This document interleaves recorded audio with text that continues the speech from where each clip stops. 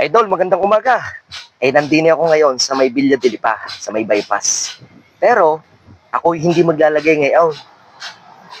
Atin hong aalalahanin at pupuntahan ang ating mga magulang. Huwag na wag po natin silang kakalimutan para mas maraming blessings ang dumating sa ating buhay. Tara, puntahan natin ang aking ina. Aray ang bahay ng inay. Ay! Akayaw! Ba?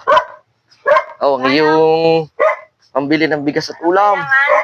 Hindi pambili mo ng bigas at ulam. Maraming salamat. Oh, anong bibili mo? Gamot o ulam? Gamot, ulam, kupakasya. Konti lang yan. Bahala ka na. Sige na, ako'y magtatrabaho na. Salamat naman, naalaala mo pa ako. Sige na, sige na. Kaya mga idol, ay lagi ho nating tatandaan. Ang ating mga magulang ay wag na wag nating kakalimutan. Kahit pa tayo may asawa at mga anak na. Dahil sila ho ay tunay na nagmamahal sa atin at hindi matutumbasan.